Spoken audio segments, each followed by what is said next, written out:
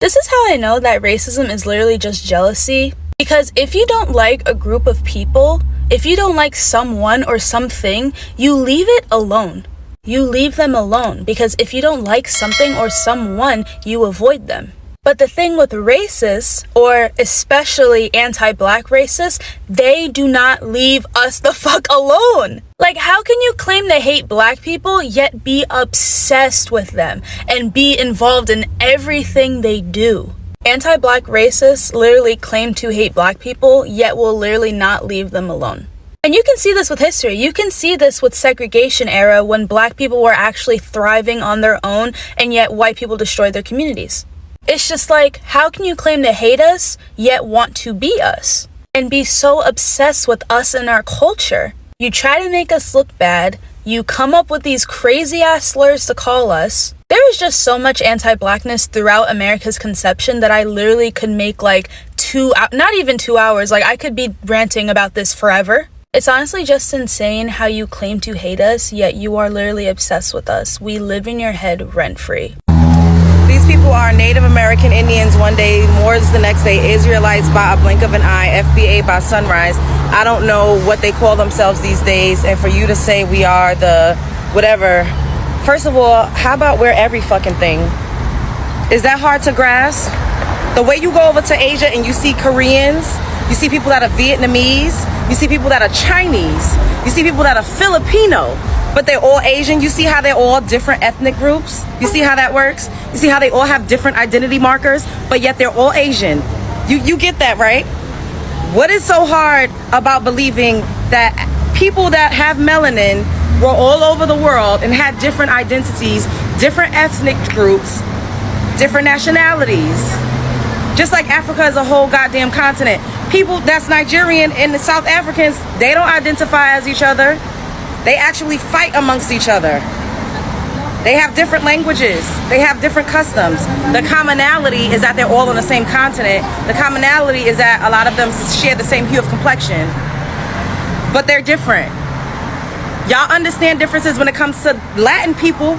A Brazilian is not a Colombian is not a Puerto Rican, a Dominican is not a Mexican is not an Ecuadorian. Y'all understand the differences and y'all understand the commonalities when it comes to different groups of people. But when it comes to us, we all have to be the same. It's hypocrisy at this point. Stop being disrespectful. People can identify how they want to. That's just like different religious beliefs. There's people that look like me that might be a Christian, might be a Catholic, might be a Jehovah's Witness. We're all different. Just because we look the same doesn't mean that we don't practice different things, or it doesn't mean that we don't have different cultures. It doesn't mean that our ethnicities are exactly the same. The more you know, even in America, I'm not the same as a black person that's in New Orleans, and I'm not the same as a black person that's in California. I'm not the same as a black person from Kentucky. I'm from Brooklyn, New York. Y'all are very dense, and it's intentional when it comes to us, and it's very sad because everyone else gets to identify how they see fit. Everyone gets to trace their lineage back and be who they want to be and bring the stories down from what their grandmothers told them. But when it comes to us, it's a lie, it's a scam. Spread love, it's the Brooklyn way. One thing that still baffles my mind until today is the fact that white people will come out and say that, black people have nothing to offer. United States, I'm not saying anything that black has done. Like, black people are overhyping themselves, or black people, like, has nothing really great to do. But at the same time, they are closely watching what black Americans are doing. So tell me, why is all this obsession when you claim that you are not seeing anything great about a person? Because I understand, for you to monitor or for you to be so much obsessed with what another group of person is doing, it means that there's something that you are invested in. There's something that you want to gain from them. And this has been proven over time. You see, most of the time, when a person sees you as nothing, but at the same time, they always want to hold on to that nothing, quotes and quotes. It means that nothing is something. Or if it's not something, it is everything that you have that they don't have. And that has always been the relationship between black Americans and some white people. So understand, there's a thin line between obsession and just wanting to know something, because what we are saying It's just an obsession. But at the same time, you deny, you understand, the denial that you have towards Black greatness, towards Black achievement, towards Black excellence. And all this equates to jealousy. It's jealousy. It's jealousy. When you take obsession and denial at the same time, and dismissal at the same time, it equates to jealousy. So all this we are saying is just jealousy. Brothers and sisters, I don't want to say much. I'll just watch this video, and I'll be back. I'll be sharing my thoughts in regards to this. As you know, I'm your host and presenter, Chitok Stories. If you're watching me for the first time, I'm asking you to please subscribe to the channel. Join the membership. Really gets your work for you. But until then, let's switch the video. I'll be back. I just feel like non-Black people that are people of color that claim to be allies and they care about us and all that, blah, blah, blah, blah, blah. They like to date us, befriend us. I think y'all need to be better at holding the people in your lives, like the non-Black people in your lives, accountable for their anti-Blackness and colorism. I hate how you guys go out of your way to have Black partners, Black friendships, love Black culture, Black style, Black music. But when you guys are at the dinner table talking to your family, you guys are okay with your grandma calling your boyfriend a hard ER. The hatred that a lot of people have towards Black people, Black women, is something that has been rooted in them since they were children. This is something that is taught. In most cultures, mind you, like darker skin is always like lesser value in a lot of fucking in most cultures. It's beyond Blackness. And a lot of you guys like to benefit off of Black people, but you guys don't actually care to call out the racist and the colorism in your life or to even change the system. And whether you like to admit it or not, it's because you guys benefit from the said system. And it's actually so disgusting because it feels like you guys don't even view Black people, especially Black women, as actual human beings with the same emotions, feelings, needs, desires as you guys. And it's disgusting. Unfortunately, situations like Kenny isn't rare at all. It's not. And I think the scariest thing about situations like Kenny and Janae is the fact that, like, what if they did end up having the 4 kids that she wanted and all that stuff? Now they have 4 Black fucking children, racist father, racist family on one side. It's just dangerous. It's a bad system. And a lot of you guys, Black people, do not care to keep on making that system. Like, you guys keep on dating these like people with racist families, racist past, racist history. And you guys are just like, well, people grow up, people learn, blah, blah, blah, blah. No, you really, this conversation makes me so mad. I'm just going to end it here. I just feel like as Black people, especially, we need to be careful with who we hang out with when it comes to non-Black people as a whole. It is okay to be picky. It is so okay. I am the type of person, when I surround myself with non-Black people, I am studying them for a little bit because I need to know what type of person you really are. I need to know if you're really there to ride for Black people or if you're just somebody that just likes the benefits of being around a Black person. Because a lot of people seriously do like to study us. We are literally the blueprint. We are the blueprint. So people do benefit from being around us. And the amount of mixed people that I know that have had like experiences in their childhood where like their mother is like calling them the N-word when they get mad, and situations where their grandmother doesn't even like to be around them because they have a Black father. Let's end that system. Like, please, please, please, please, please. Let's really think about who we surround ourselves with, because it is dangerous. It does have effects to it. You really can't, as a Black person, live your life all the time just being nonchalant and not give a fuck, because it's always going to it's never going to benefit you. You can always tell a person who has yet to be punched in the mouth by the way they conduct themselves. A group of melanated individuals organized an event, the Black Joy Festival. They are there in this public park enjoying themselves, very joyous occasion. That is until, of course, a white lady shows up with a big ass microphone and a camera asking these people questions about Trump. They don't want her there. She refuses to leave. She wants to harass people and ask them questions about Trump because she wants to trigger people. Cops get called. The cops tell her to stop harassing people, stop following people around. If they don't want to talk to you, leave them alone. She refuses to do so. When I tell you, sometimes you have to just take that charge, knock some teeth out.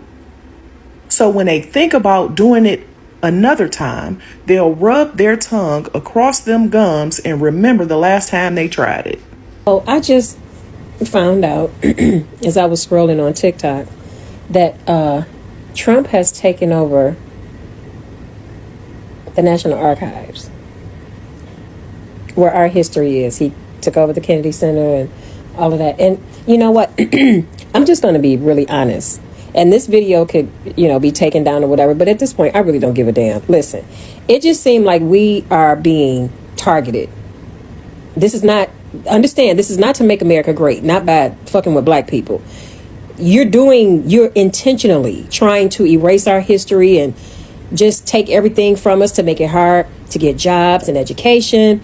So basically what this man is saying is that he wants us to go back to how it used to be back in the day when they could just unalive us at will and hang us from trees and, like little decorations and nobody said anything. That's what he wants. That's what he wants. That's what's happening. We have no voice. They don't want to hear our voice. They want us to shut up. I heard that the NFL is regretting Kendrick Lamar's halftime, and they say they should have went with Lil Wayne. But let me tell you something. Had they went with Lil Wayne, see, everybody would. They got a problem with Kendrick, but they really would have had a problem with Lil Wayne because you can't understand what he's saying. I love Lil Wayne, you understand? But he's not the same. Something is going on, and that brother needs help. But you got to understand, they don't want us to be conscious. They don't want us to be conscious of what's going on. So let me make a big rah, rah, rah about it. Like it was just so bad. How could it be so bad? We weren't out there being explicit. We was not showing our asses. You didn't have to, I mean, there was no twerking. None of that. Do you understand? But they had a hard time, just processing that. It was too much. It was too much knowledge. It was too much of this one black man being conscious. He telling everybody like, hey, they knew what it was. That's why they're pissed, because they didn't want that. They wanted to be entertained. I want you jumping around and flipping and spinning around. That's what I want you to do. I want you to be the clown. Entertain me. That's what they wanted. And Kendrick Lamar gave us the message. And they're pissed about it. But let me just say this. I don't know why white people, because I have to say just white, I don't know why they think trying to exterminate the black community or the black race is going to make things better for them. It's not. Y'all already going through it. This is what I'm saying. Just look at all the companies that have lost money because black people have just stopped supporting. That's it. Target is now saying, hey, we sorry, but it's low. You understand what I'm saying? See, at first it was just out loud and just, in your face. We don't want your business. We don't want y'all working here. We don't want this. We don't want that. And we don't have to. So, okay, fine. So we don't shop at Target. Now Target is saying, damn, I think we done looked up. We need y'all. We didn't know what we had did. And we sorry. But, the black community is like, we don't want to hear your sorries. We okay. We don't have to shop at Target. We don't have to shop at Walmart. We don't have to shop at none of those outlets, those department stores, anything. We don't have to do that. We could find other places to go. See, it's like they want to make it hard for us. Keep fucking with us. I'm telling you, it's just not going to be good. It's not going to be good. You cannot just do what you want to do to black people. It's not going to happen. And for those that don't like it, so what? You can't. We are human beings. We are human beings. God gave us life, not y'all. God, like God gave you life. Do you understand? So it's almost like maybe y'all think that if we became conscious enough to understand what's going on and to knowing who we are, we might come together as a collective and overthrow y'all. We don't give a damn about y'all. We're not even paying y'all no attention. That's the whole point. Just stop fucking with us. Like, I don't understand what the problem is. It's like anything that happens is a black person. Y'all keep talking about Obama. That man ain't been in office for a ding, okay? You still talking about Obama. Let it go. Let it go. Black people are smart too. That's all I'm saying. And we're one of the smartest, race of people. That's why I say, like, you can't make us feel bad about who we are. I'm proud to be a black woman. I don't give a damn how nobody feel. You can take the National Archives. You can do whatever the hell you want to do with them. But you will never, ever take away who I am as a black woman. And the fact that you want to do this is crazy to me at being as old as you are. You understand what I'm saying? This man is knocking on the door. He's 78 years old and still, this is what I'm saying. It don't matter how old or how young. Hate is hate. He don't like us. And there are a lot of people that feel the same way that he feels. So So for those out there that don't like black people, we okay with y'all not liking us. We don't give a damn. But don't ask us to do shit. Oh, okay. Black people are still resting. And they're going to be resting for quite some time. Okay? Because I don't think y'all understand the severity. Like, I think that there are some people out here that think that black people are playing. And that we'll eventually get over this and we'll get back to work. No. We will get back to work in our community. Black Americans will be okay because we've put in the work. It's the rest of the people of color groups that have not put in the work because they came to this country with rights that black Americans fought and bled and died for.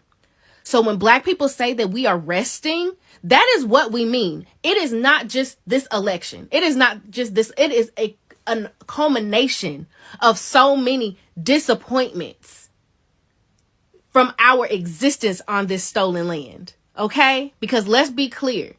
America is a stolen land built by stolen people. At the end of the day, that is what America is. Black Americans decided that they wanted to make something out of nothing. And that is what we have done for hundreds of years. And have literally laid a table together for everybody to be equitable. Okay? Equitable. All we want is equity, not revenge, not a leg up in the world, but equity across the board. And because America said that that's not what she wants, everybody is going to have to reap what they sow. Black people have been sowing seeds of equity, civil rights movements, voting rights movements. We have been sowing good seeds. So over the next 4 to 8 or however many years, Black Americans are going to be okay. It's all the other groups that we were worried about. But y'all let us know y'all not worried about yourselves, so we can't. Can we talk? It's been a while. I know. But black women, we're still resting. Yep. Black people as a whole, we are tightening up our ship. Black people as a whole, we are building community amongst each other. Everything else around us is just a distraction at this point because we warned, we shared information, infographics, data, and statistics of what might happen. And clearly, people did not believe that fat meat is greasy. And that video that I just shared was a couple of days after the election, after I had gotten all the tears out, after I had cried it out, after I had prayed it out, all the things. And I said, this was different because the levee of trust broke all the way, right? Black people have lived in a certain, Black Americans, the descendants of the enslaved, have lived on this stolen land for quite some time, and we understand patterns. We understand when the shift in the atmosphere changes, and we move accordingly. And what we're seeing is we have conditioned ourselves to do that. We have conditioned ourselves to pivot when the temperature changes. And a lot of people now are seeing the temperature change, not just feel it, but see it in real time, and they don't know how to react and they don't know how to deal. So anybody that is getting on this app trying to tell Black women to do anything, trying to tell the 80% of Black American men to do anything right now other than do what we've been doing the past 10, 11, almost 12 months, you're part of the problem, not the solution. I hate to say it, but some of us ain't gonna make it because we too busy trying to argue with stupid. We too busy trying to argue with stupid. And I just refuse. This is your friendly reminder. We know how we got here.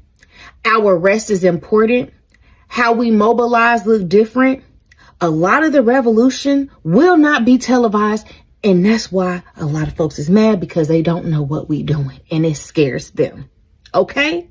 So while you all are building out your community, while you are tightening up the ship, whether you all are saving more money, because when I tell you, I get annoyed when I have to spend any amount of money because I have gotten so I work hard for my money, and I'm not just about to give it to anybody or anything because it's apparent y'all don't care about my money. Y'all care, y'all care about my money, but y'all don't care about me. And that's a problem.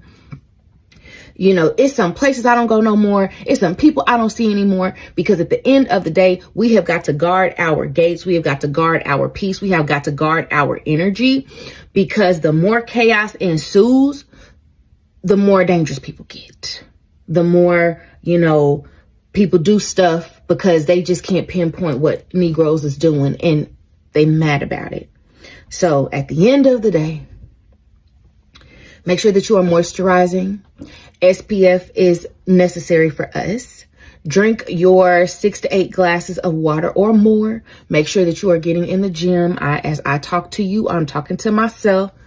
Because we in for a long ride, but it is nothing that our ancestors have not done that we cannot do again and better, to make sure that when we come on the other side of this, we don't have to, this can literally just be a lesson. But this is a hard lesson because now everybody is learning it, because y'all just didn't want to believe Black people who have been oppressed in this land for quite some time.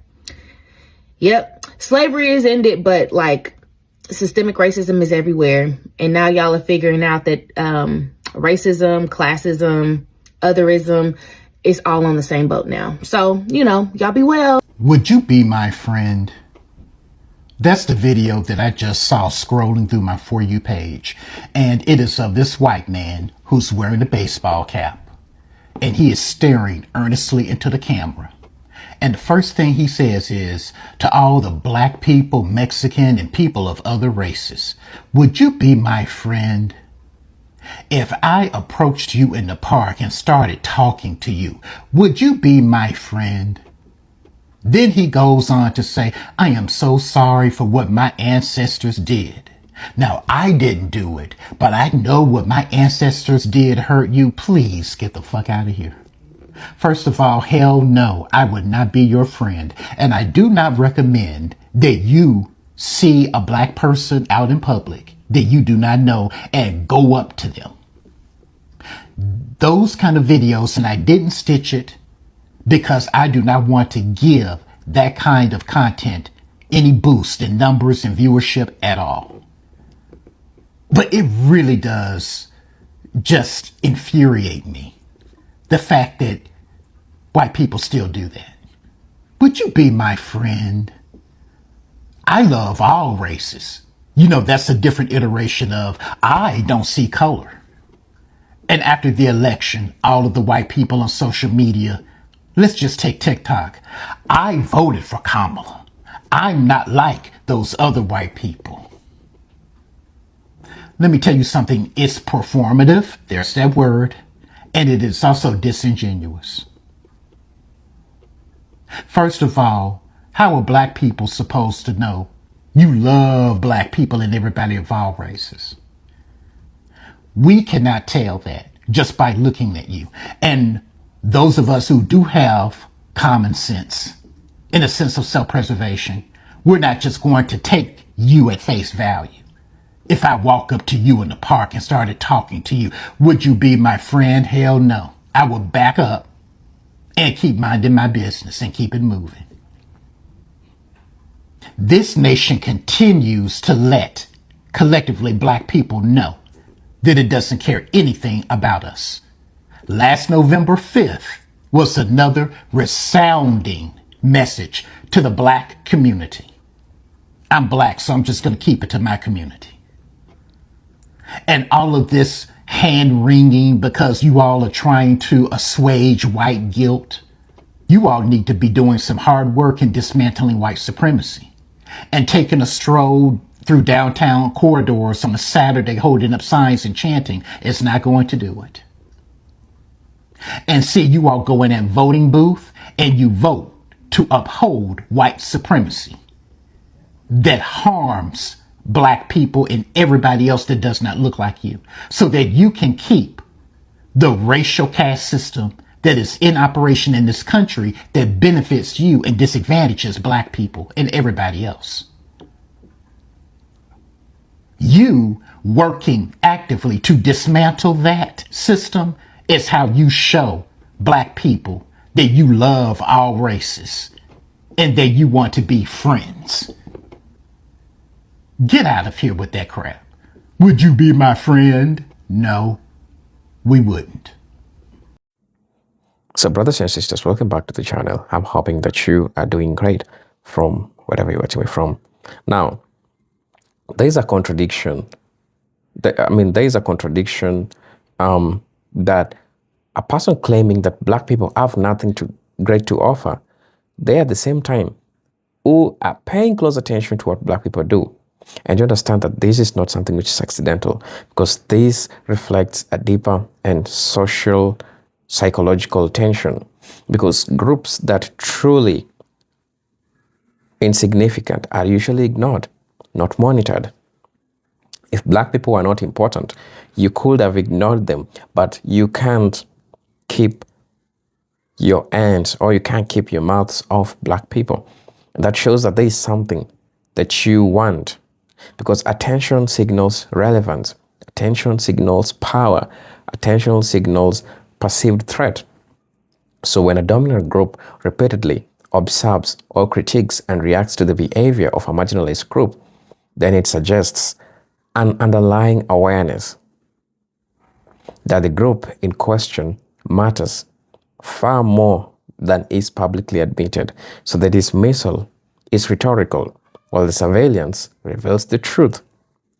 Black people occupy a central place in American social and cultural political life.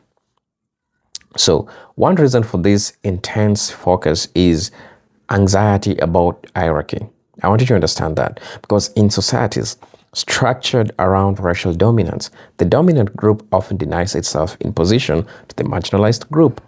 So what happens? Whiteness in America has historically been constructed not as a culture of its own, but as a position of power relative to blackness. When black people assert agency, visibility, or success, it destabilizes the unspoken hierarchy that places whiteness at the top. Monitoring black behavior becomes a way of policy boundaries, deciding what is acceptable, what is threatening, and what must be controlled to maintain the existing order. And also another reason white societies pay close attention to black people is cultural influence. Much of what is considered globally American, that's music, fashion, slang, sports, culture, entertainment, and even political language, all of this originates from black communities. Even those who verbally dismiss black contribution often consume black culture daily, whether they know it or they don't. So this creates a form of unacknowledged dependence. Black creativity drives cultural relevance, while white societies attempt to control, to commodify, or to distance itself from its source. The monitoring reflects an effort to extract value while denying credit, a pattern that has existed since slavery. And, psychologically, close attention can also stem from projection. When a society has unresolved guilt over historical and ongoing injustice, it often redirects discomfort outwards by constantly scrutinizing black behavior, morally, work ethic, family structure, protests, or success attention is shifted away from structural inequality and onto individual conduct. So this allows systemic problems to be reframed as personal failures. Monitoring black people becomes a way to reassure oneself that inequality is justified rather than the result of exploitation or exclusion. So another thing that you need to understand is that media plays a major role in sustaining this fixation. Black people are often hypervisible in news cycles, entertainment, in social media, but in distorted ways, because either as symbols of excellence or as symbols of dysfunction, ordinary Black life is rarely centered, because this selective visibility trains audiences to constantly evaluate Black behavior as a representative of an entire group. The result is culture where Black people are watched, judged, and generalized, while white behavior remains individualized and largely unexamined. Attention becomes surveillance rather than understanding. So, there is also a fear surrounding narrative control. Understand that Black Americans have historically challenged America's self-image by exposing contradictions between its ideals and its practices. From slavery to civil rights to policing and mass incarceration, Black critique has forced national reckonings. Paying close attention to Black voices allows dominant groups to preempt, dilute, or discredit these critiques. So when Black people speak, succeed, or organize, understand that this threatens the monopoly over defining what America is and who it is for. So monitoring becomes a defensive strategy against losing moral authority. And so ultimately, the claim that Black people have nothing great to offer is contradicted by the very obsession with Black life. Attention reveals impotence, not insignificance. The constant watching shows fear, dependence, admiration, resentment, and unresolved history all at once. Because if Black people truly did not matter, then